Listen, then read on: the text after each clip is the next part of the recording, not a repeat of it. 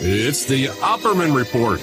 And now, here is investigator Ed Opperman. Okay, welcome to the Opperman Report. I'm your host, Private Investigator Ed Opperman, and you can find me at Opperman Investigations and Digital Forensic Consulting if you email me at oppermaninvestigations@gmail.com. Our guest today is Dee Knight, is fellow Bronx boy, my friend, Mr. Knight, okay? I'm born in the Bronx myself. Now, he's written the book called A Realistic Path to Peace, From Genocide to Global War and How We Can Stop It.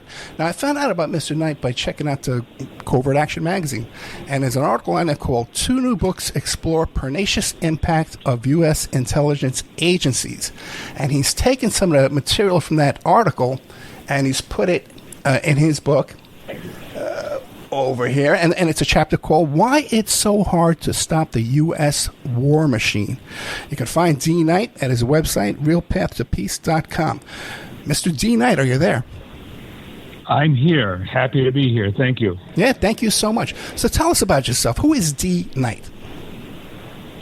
Well, I've been an anti-warrior for my entire adult life, spanning back to the mid-'60s, specifically to 1968.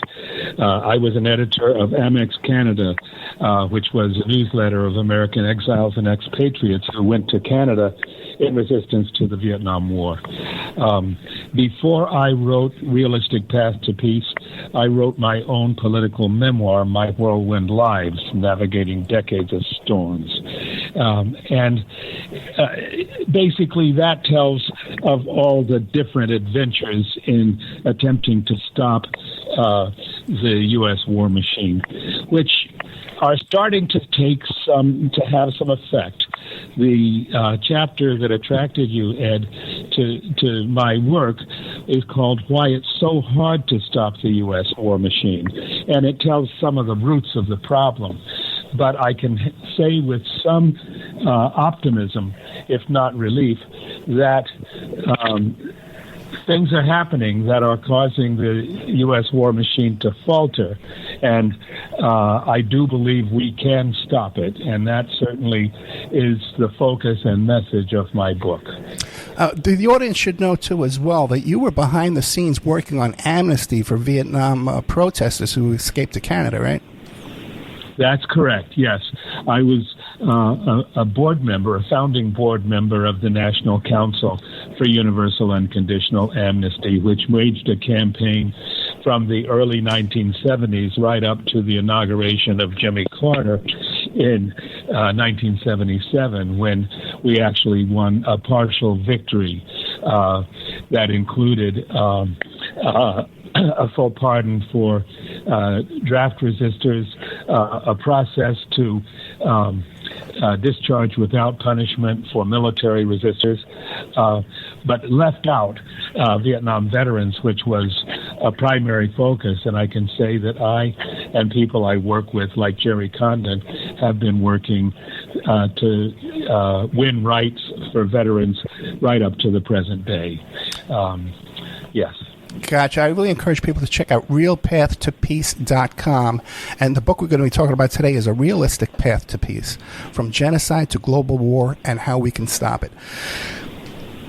What are we going to find in this book here? And by the way, Dee Knight is spelled D-E-E-K-N-I-G-H-T, Dee Knight. What are we going to find here in this book, A Realistic Path to Peace?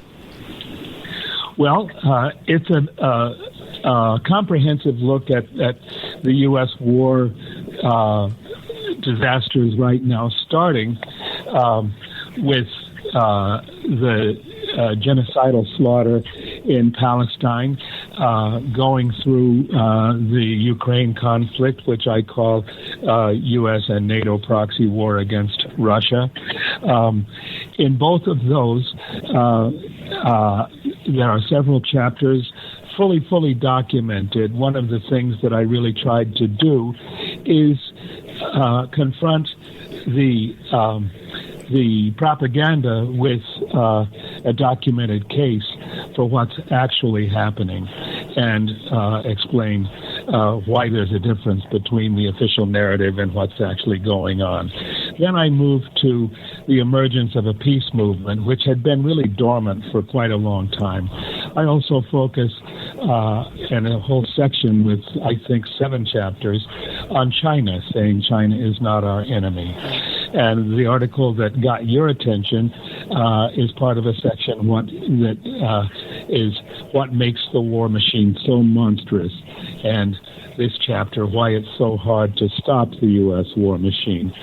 I also look at the past, looking backward to how dissenting soldiers have been really the key part, the fundamental part of what made it possible to stop the U.S. war in Vietnam alongside the Vietnamese resistance. And in the final chapters, I really look at what can be done today to stop the war. And it really is a combination of understanding what's really going on and then finding ways to build a movement that actually has the capacity, the mass power to actually stop the war machine. That part is especially relevant today because when I say today, I'm talking about the middle of July of 2024. The 75th anniversary celebration of NATO just took place in Washington, D.C., with several major announcements, including that they want to finally include Hawaii as part of NATO because they are conducting gigantic naval war games in the Pacific called RIMPAC, involving most of the NATO countries and many other countries in the Pacific Rim, basically warming up for war against China. But I'm getting ahead of myself. Let me stop there and let you ask the next question.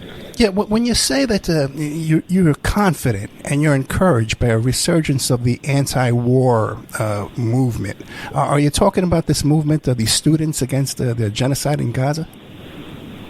That's that's one of the things. Okay. That's an indicator rather than the real thing. There's a chapter in my book on the situation in Palestine with the Israeli slaughter called What Does Strategic Defeat Look Like? And it goes into the fact that in spite of the massive killings in Palestine, as well as what is looking like nearly an endless war in Ukraine, defeat is what the United States is looking at, and there's a reason for that. They bit off more than they can chew, and the world situation is different. The lights have not gone out on the empire, but the fact that it is overextended, that it has not been able to make it possible for Israeli genocide against Palestine lead to wiping out the Palestinian resistance. And even though they're doubling down with more weapons and threatening invasion and even targeting rockets inside Russia, they have not been able to reduce the ruble to rubble or to defeat Russia, and they're not likely to. And even though they at the NATO conference, there was a lot of noise about containment of China. China is hard to contain, and it's not because China wants either to have a war with the United States or the West or replace them. China has a right to development and has managed to come up with policies that are very welcome around the world, and it's kind of an unstoppable situation. One of the things that caused me to focus on this chapter, why it's so hard to stop the U.S. war machine, is because it really details how credibility for the U.S. government and for NATO is much lower now than it has ever been. That's an interesting thing and something that needs to be looked at. But it's not really new. What's new is that the United States and its vassal states in NATO have not really been able to make it stick. They're losing the power to impose domination, and that's a very big deal. And of course, one of the things I hope to do is make people understand how that has happened and how it's likely to lead to possibilities for peace. Well, but then, okay, try and make me feel better. Try and encourage me. Because people have heard me on the radio lately, like, I'm on the ledge, man. I'm ready to jump. I'm ready to give up. To me, it looks like we have the perfect storm for fascism right around the corner, man, and we're in big trouble. And when you say that, we're just so encouraged, man, I love to hear that. But when I look at the situation, I see the most insane military power in the history of the earth, the greatest military budget, air superiority all over the world. The U.S. oil industry is just unbridled. It can't be stopped. All these military-industrial complex is just so overwhelming. They control the media. They control the CIA. But what did and I asked, I said, you're encouraged by some kind of a path to peace. What is it? What do you see that I don't see? That's a very, very good question, and it is hard to see it. Yeah. But one of the things about the current situation is that more and more, really millions of people in this country are now realizing that the game has been stacked against us for a long time. And, for example, at the NATO conference, Biden shouted out how we are protecting democracy in Ukraine. They never had democracy since the United States overthrew the democratic elected government there in 2014, and they've been bolstering a fascist government there ever since.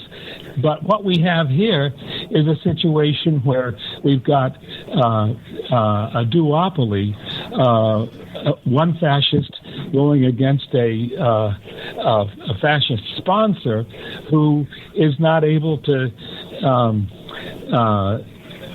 keep his speeches coherent and is living in a fantasy land. What does that mean for ordinary people? It means that we've got to find a new way to take away their desire to continue with constant, endless wars. What do we do with that? Well, we'll have to make the anti-war movement of the 60s look like a Boy Scout picnic. We've got to make it much, much bigger. And there have been signs. For example, now very large sections of the labor movement are calling for ceasefire in Palestine, and they're calling also for ceasefire and negotiations in Ukraine. Many people already have said, no, we don't want more ships and threats in the South China Sea. We don't want to see NATO expanded to the Pacific. We want to change this. We don't want to be supporting 800 U.S. military bases around the world, all of them draining money from what we need here. So, in a way, it had to get really bad before it could get better. And what I try to do in the book is describe a formula and a game plan through which we can oppose the war machine and find a path to both democracy and peace that goes around and outside of a bogus electoral system that is really designed to prevent democracy here at home and around the world. Oh, yeah, and both parties are capitalists anyway, so they have their own interests, man. So then it's big. Go ahead. No, you go ahead. Well, what I was going to say is it's big money that rules here, and what we know is that we haven't had a shot at even choosing a candidate in a very long time. And the last time we did, the machine came in to put a stop to it. That was back in 2016. Yeah. So, that's 8 years ago. But in fact, one of the things for me about having been in this struggle for 50 years is I've seen it over and over again. This time, however, I believe that there's a shot at doing a better job of stopping the war machine, if for no other reason than we have no choice. Well, then let me ask you this, because it would appear to me that the average citizen out there, the average guy, especially the average guy watching Fox News, okay, or getting their news from Elon Musk on Twitter, they would say, Mr. Knight, what are you talking about? We need a strong defense. In fact, when Obama was in power, he gutted the military, and our military was broke. We had no arms. we had no army back then. When the Democrats get in, and peace through strength, and we need to increase the budget. I think, right? So that's the average person. What the average person is saying. Who are these people you're seeing that are out there who have lost confidence in the U.S. imperialism? Well, the numbers are not huge of the people in the federal government who have resigned in protest recently, but they also include a substantial and increasing number of active duty soldiers, both ground pounders and commissioned officers who are saying no. Why are they saying no? For the same reasons that really tens of thousands of soldiers who were in Iraq and Afghanistan came back realizing that they had been duped.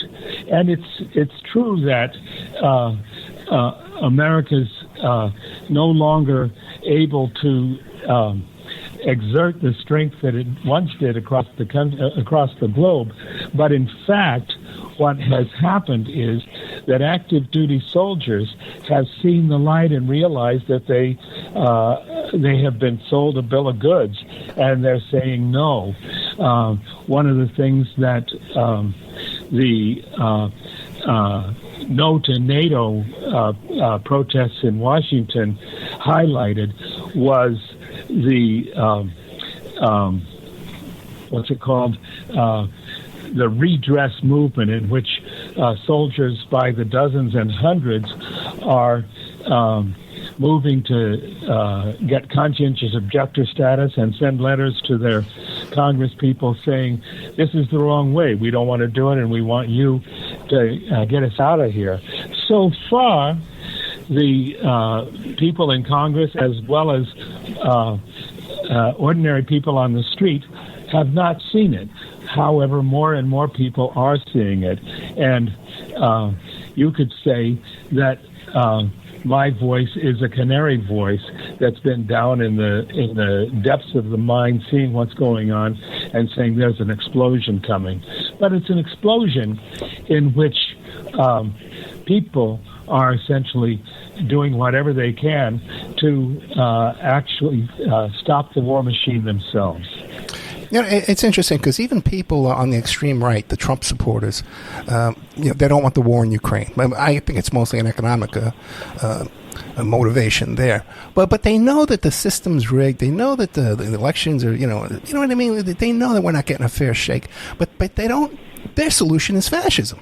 And historically the reaction to inflation has always been fascism. So you don't see us going further off the cliff? I think fascism is a very real possibility. We're looking down the barrel of a fascist presidency, and that, of course, is a tragedy and a crime. But it's something that the people of the country are going to have to live through and learn to deal with. Already there's a call for a united front against fascism. And essentially what it proposes to do is put the people who have been hurt already together with people who are starting to wake up and say no. It won't be able to use much of the electoral system for what has to happen.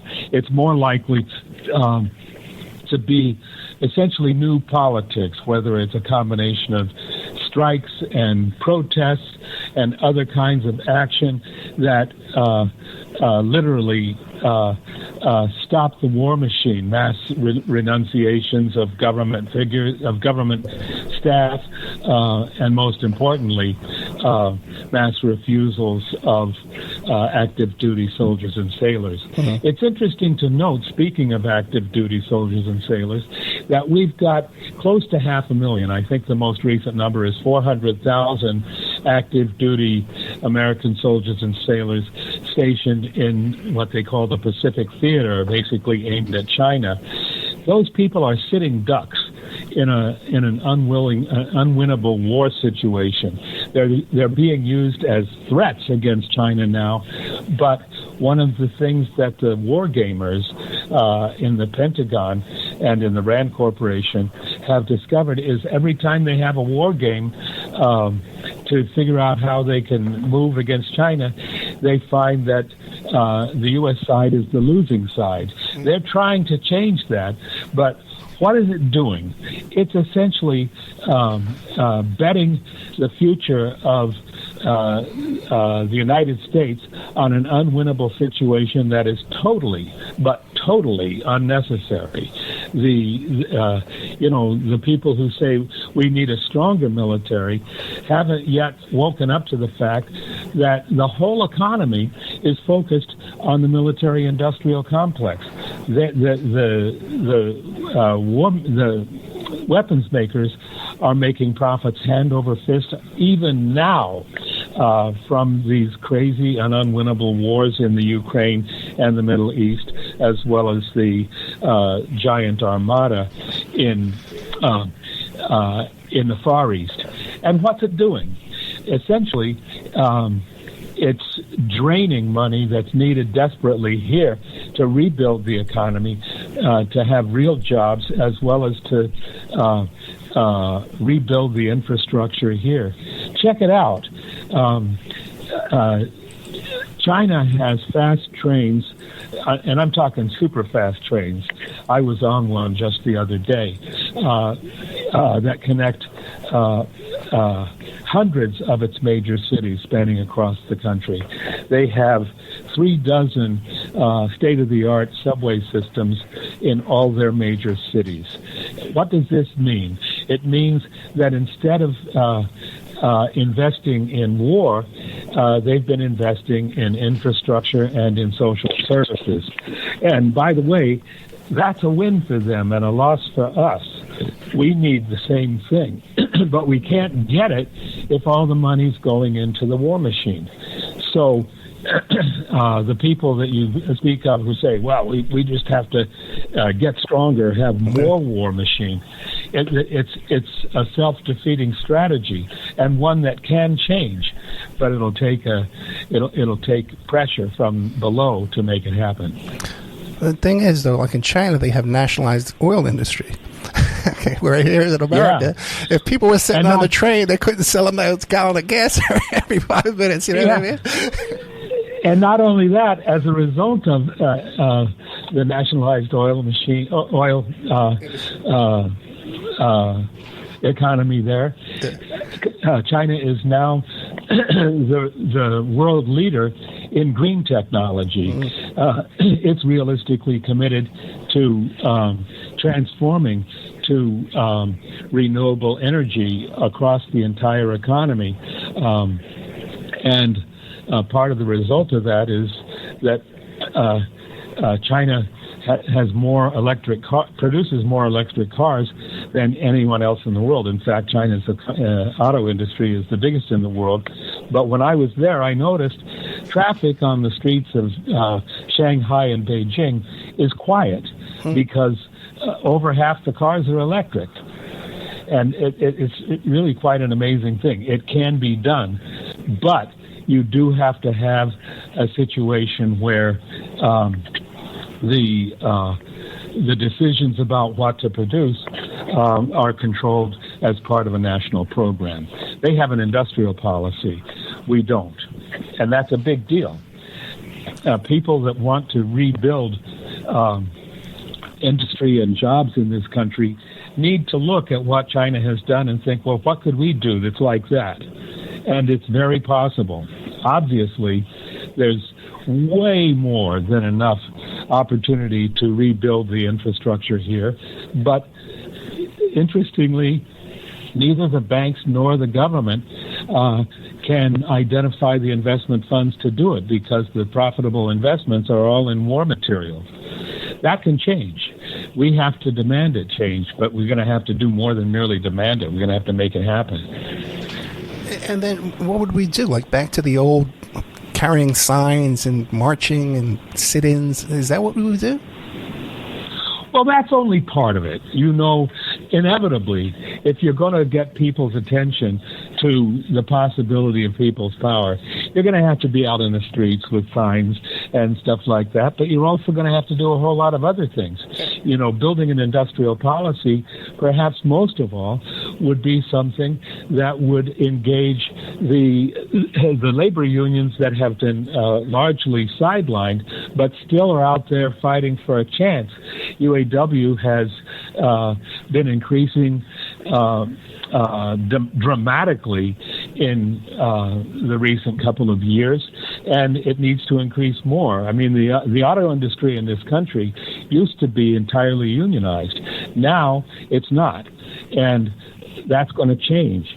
That'll be part of it, and part of that surge in union power will have to be calling for the rebuilding of basic industry. You know, this country used to produce the largest amount of steel, as well as other industrial materials in the world.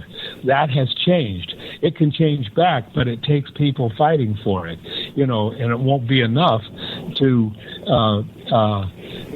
try to do it with elections to Congress. Right now we have a Congress that is totally controlled, bought and paid for by a combination of the Israel lobby and the military-industrial complex, as well as big oil and big pharma. And that has to change, but it can only change with a large-scale popular movement. Well, you put faith in the unions, but the unions would have to know that a solution to this oppression we live under would be a national strike. We will stop working. You shut the country down. You know, the workers, you know, that run this country would take over. So they're not stupid. They know this, but they're in the pockets of these same capitalists. Well, it's a process of change. And it's necessary to look at certain things that have already happened in order both to see the challenge as well as the possibility. You mentioned before the student encampments on several hundred campuses across the country. It almost came out of nowhere, except when you really think about it, it was logical. These people were seeing horrifying images on their telephone screens day after day, and they're still seeing them. When they protest saying, you know, free, free Palestine, from the river to the sea, Palestine will be free, they were accused of anti-Semitism and threatened with expulsion and suspension. Some were thrown in jail. Faculty members that supported them were in some cases fired, suspended, thrown in jail. But it didn't stop them. That's the thing to bear in mind. And that's a lesson that's, you know, to a large degree lost because of what I say in this chapter, why it's so hard to stop the war machine.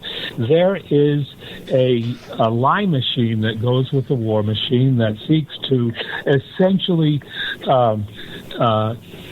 erase and cause a loss of memory of any and all success stories of people actually stopping the war machine. And this is built in. This is built in to both the government and the mainstream media. You know, my opening sentence is in the chapter on why it's so hard to stop the U.S. war machine, say credibility is low these days for the U.S. government, politicians, and the mainstream media. Sorting through news reports for reliable fact and analysis would make George Orwell weep. And, it goes on. And it details some of the information that's coming out. For example, the authors of The Untold History of the United States talk about the author of American Exception as digging deep into the pernicious impact of intelligence and security forces and their role in undermining U.S. integrity as a country. And we really need to see that the current candidates for leadership, one a fascist, the other just a monstrous liar who's leading us to defeat across the world, they're part of a state of exception when government leaders suspend normal laws and govern by decree. Was there a vote on sending massive amounts of weapons to either Israel or Ukraine? I challenge you to find where people really have called for these things. In fact, what we see is that they've done most of it in secret. And why do they do that? It's because they know they can only lie to get done what they want to get done. And we can expose those lies, and we can change the story. We have to know, however, what it is we're looking at. This book I mentioned on American Exception talks about a guardian elite. That is high-ranking officials who are in on the state secrets, and they decide what the public may and may not know. And they plan and authorize covert operations, foreign and domestic and surveillance, and other espionage and intelligence activities. And they actually suspend legal restraints on what they have decided behind closed doors to do. They've been doing it for a long time, but now the results have been more disastrous than ever. And looking back to when I came in during the Vietnam War, we were able to force a stop because the whole thing was so disastrous. It's worth knowing, for example, that back in November 1963, when Henry Cabot Lodge joined with the CIA to put an end to Ngo Dinh Diem, the U.S. puppet leader in South Vietnam, it was actually 3 weeks later that JFK was assassinated in Dallas. And what we've seen since then is that miraculously and wonder of wonders, essentially right after he died, his strategy of peace was reversed, and a whole era, not only of war in Vietnam, but also coups and slaughters in large and small countries around the world took place. It was as if, and when I talk about countries around the world, we're not talking about, small countries. We're talking about Brazil. We're talking about Indonesia, half a dozen other countries in South America, Argentina, Chile, Uruguay, Paraguay, Bolivia, Ecuador, and Peru, with just tens of thousands of people killed, hundreds more arrested and imprisoned, 1 million in Indonesia, an equal number in the Republic of the Congo, and on and on. We don't have to live this way, and it's possible to stop this. In fact, what we're seeing now, and this is, going back to what you were saying, how can I be optimistic about what we're seeing now since so much of it is bad news? The bad news is also good news. If the war machine cannot be successful, whether it's in Palestine, Israel, or in Ukraine in the U.S. proxy war against Russia. What it means is that the empire is going to fall and something is going to replace it. Now, you're right that the first thing that's going to replace it is Trump's fascism. Yes. And that will bring disaster upon disaster. And it'll be something that we'll have to dig out of it. But that essentially is what I'm saying we can do if we put our shoulders to the wheel to do it.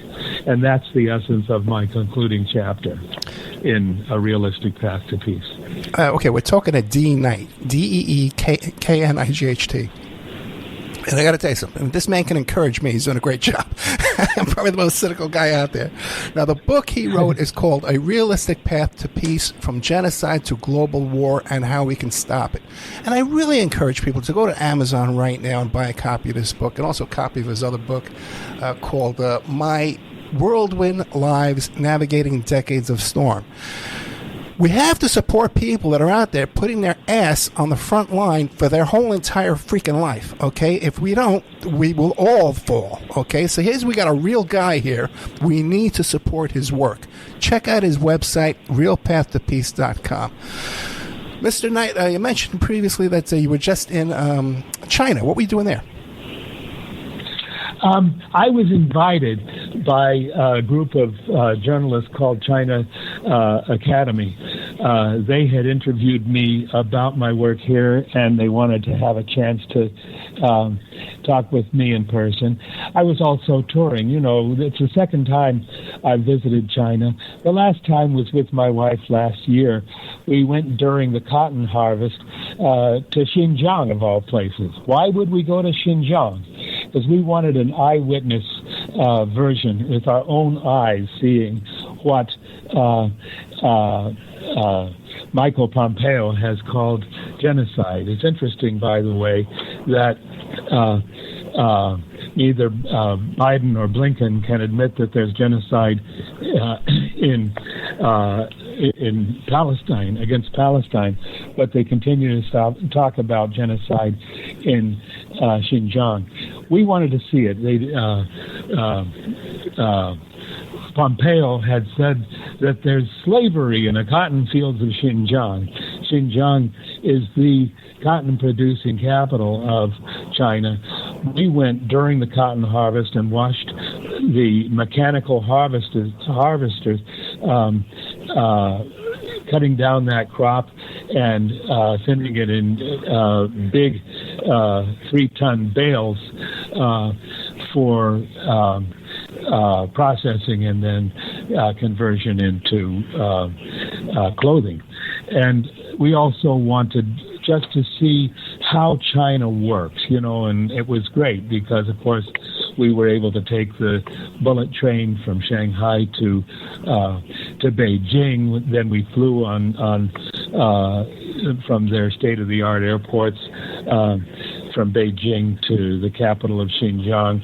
We also went further south and west to Kashgar, an ancient city near the border with Pakistan. It's interesting, Kashgar is halfway between Shanghai and Paris, which is hard for people to imagine because China seems so far away. But this city on the western edge of China is 5,000 kilometers from both Paris and Shanghai. I found that interesting.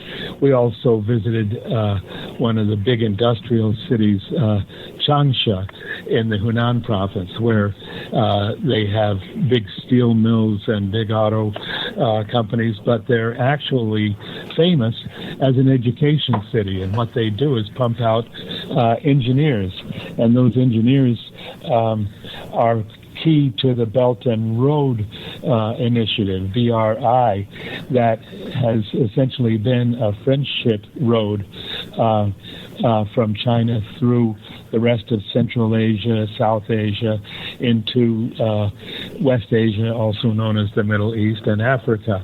And I wanted to see that because, you know, if you depend only on U.S. official or media narratives, you'd think that China was coming apart at the seams, what we found is that the Harvard study is true. Over 90% of the population really like what's happening for them in China. They're better off now than they've ever been. And they actually have a model of a mixed economy, and I want to say that it's a mixed economy. It has both socialism and capitalism, and that's an attractive solution for many countries across the world, and could even be attractive for this country. The United States could learn a lot about how to rebuild its infrastructure, implement a public health system that actually doesn't cause bankruptcy across large percentage of the population. By the way, the police there are not armed. I found that I thought that was great. And also, even though they have 55 nationalities as well as the main Han nationality, meaning that in addition to the main Mandarin Chinese language, there are another 55 dialects. They still manage to communicate among themselves in some ways better than we do here. And so I wanted to see all that for myself, as well as meet people and find opportunities through people-to-people contact to forge possibilities for peace. I'm not the only one traveling to China. In fact, they're having millions of people. Not nearly enough people from this country are going, but more and more are. And I think that's a help. Yeah, I was just talking to a professor yesterday who just got back from Sweden. And he was saying the same thing. And I went over there so happy. They got health care, What about, like, in China? Did the people seem happy? Or were they homeless? What can you tell us about that? There's no homelessness at all in China. In fact, it's official policy. Everybody has a home. There are people who go away from their home in one place to work in another on a temporary basis. But even they are not homeless. They find ways to live, and they find support. One of the interesting things that happened for me when I was at a hotel in Beijing, it was a very hot day. Beijing has hot days too. I'm talking about 100+ degrees. But I went out for an evening stroll, and I found myself in the middle of a street fair, and old folks were actually dancing in the streets. They had impromptu dance performances going on. And, aside from that, people were walking along, watching the dances, or going to a sidewalk stand to buy a snack or ice cream or other things for sale. One of the things that's happened in recent years, wages have skyrocketed in China. They've doubled and doubled again, so that officially they call it a moderately prosperous socialist country, in which there's people have enough money not merely to eat and put a roof over their heads, but to have a good life. People, because the auto industry has government support, people can afford to buy new cars, and they're buying them. I was walking down the street through these food stands and old folks dance performances, and suddenly I found myself at the entrance to a Huawei store, which is very much like the Apple stores that we have in major cities here. Beautiful glass entry. You go inside, and there's every possibility of smartphones and laptop computers, all of that. And these are Huawei's, which are the best, 5G phones available. But they were selling shiny new electric cars, also made by Huawei there. There are at least a dozen, I think it's closer to 24 new electric cars out in the market. I think Tesla is still the biggest electric car maker because it was the first in China. Their factory is in Shanghai. But they have a car called Make Your Dream, MYD, that is so state of the art. It's an eye popper, and people are able to buy them, so in a way now there's too much traffic on the streets of the major cities, but it's quiet because they're electric cars. It's also well controlled. And by the way, the subways under the streets are so good that, many people, including myself, prefer to use the subways. When I was in Beijing, I had to go to a book fair. One of my books was at the fair, so I wanted to see it. I took a taxi to get there, but it crawled through the traffic, so on the way back I took the subway. That was a really good idea because the subway's air-conditioned, it's quiet, state-of-the-art, safe. So things that I saw and enjoyed there made me think, we can do this, and it can be better. We should not be fighting China. We should be sharing with it and learning from it. And by the way, that was what happened back in the mid-1980s, when Deng Xiaoping started with the reform and opening up policy. He was shaking hands with American presidents and making an invitation to bankers and U.S. corporations to go there and participate and help. And a very large number did. The Chinese made it very attractive. And in a way, that's one of the reasons that the threats of war against China could be prevented, because a lot of people, ordinary business people, see that it's a whole lot better to do business with the Chinese than to fight them. And of course, the airports compared to American airports? Well, they're much bigger. The thing is, the Chinese population is just huge. And of course, the airports are relatively new. A 20-year-old airport is about the average. The Beijing airport is gigantic, and of course they have flights going everywhere in the country and in the world. That's true in Shanghai. And it's interesting too, because the bullet trains are really the preferred way for people to travel between cities. The train stations are gigantic. You could fit several of the largest U.S. train stations inside either of the two big train stations in Shanghai and the three in Beijing and so on. These are gigantic stations, and people are on the move everywhere. It's quite interesting. That there's a lot of optimism in China because they've just been seeing one improvement after another, and even during, for example, 2008, when we were in a huge financial crisis, what do they call it, the Great Recession, there they didn't have it because the government and the banks teamed up to invest in gigantic infrastructure projects that made sure that everybody who needed a job had one, building the country. And the result has been an amazing infrastructure. These are things we need to do rather than putting all the money into the war machine. And my message basically is it can be done. We can do it, but we have to team up to get it done. I totally agree with you about a mixed economy, and that's how I'm a socialist, but I would want some capitalism too as well.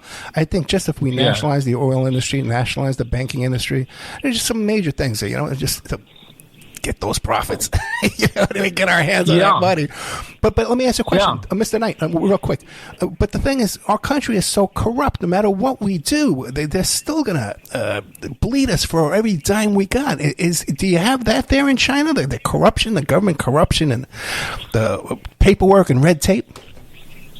Well, in fact, most of the corruption comes from the market side, the capitalist side of the economy.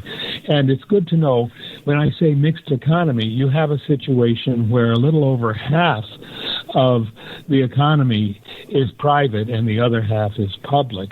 The public side is what they call the commanding heights. The banks, the state-owned enterprises, which are the major manufacturing companies, as well as the essentially about 90% of the financial institutions. And the key is to a large degree the nationalization of the banks and tight partnership between the banks and the state planning apparatus.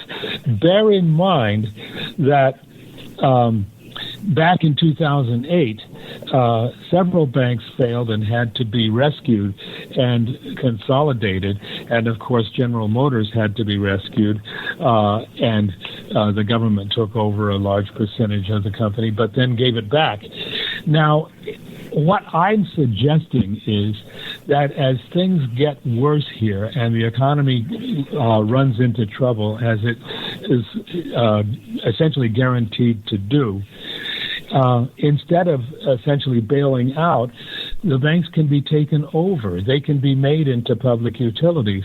And yes, there still would be corruption, but a whole lot less corruption than there is now, in which the combination of the banks, the oil companies, the big pharma, and the military-industrial complex control the whole economy and the whole political structure. And the media. It's true that... Sorry? And the media they control, too. Well, of course, they if they don't own it all right, which they come close to, they control it economically and in many other ways. And you know, the propaganda against China is that it's even worse there. Yes, there's corruption there, and it's interesting. Back in 2012, when Xi Jinping took over, he said, "Look, we're going to have to make a campaign against corruption," and he knew very well what the corruption was caused by. You know, the mixed economy is significantly decentralized, so that the provinces and the municipalities around the country basically control and manage the development projects. So take, for example, a city like Chongqing in the southwest China, a small city of only 35 million people. You know, the government of the city is in charge of managing the development projects. But in large part, those development projects are supplied by private companies. Those private companies are fighting tooth and nail and paying to be selected for these development projects, and that causes corruption. The government policy of common prosperity has been put in place to essentially rein in that corruption by putting an emphasis on assuring that the needs of the vast majority of the population are met first, meaning in housing, education, health care, and transportation. They won't kill all the corruption, but they have certain guarantees that are reinforced by the fact that the banks themselves are public utilities controlled by the government. Those are things that can be done here. They're not, you know, this is not some kind of red dictatorship. This is common sense, and it can be done. And the results can be that instead of what we have here, where approval ratings for national leaders run in the 30s, there they run in the 90s. And why is that? It's because people are getting what they need, and that can happen here. And it will take a mixed economy to do it. We're not talking about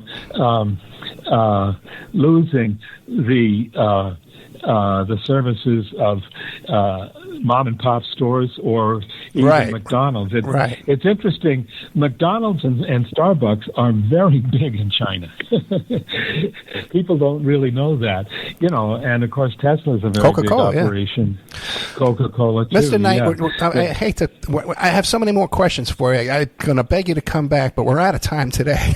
Okay, Mr. Dee Knight, Knight. I told you it was going to go fast, right? I told you, man. It's great. Yeah. Now, the two books, I want people to run out right now, and you can start reading them right now. You can download them as, what are they called? Kindles. My Whirlwind Lives, Navigating Decades of Storms, and the other one is A Realistic Path to Peace, From Genocide to Global War, and How We Can Stop It. The website for Mr. Knight here is realpathtopeace.com. 1 minute. What can you leave us with? Well, you can also go out to dknight.blog and see all that stuff. And let me also say that if you really want to get in touch, you can always send an email to info@realpathtopeace.com. It'll come to my inbox, and I'll respond. Tell me if you want to be on my mailing list. That way you'll know what I'm doing, and can often get discounts on my books. Oh, there you go. Mr. Knight, thank you so much. Okay, good night. Thank you very much. Talk to you Bye. soon.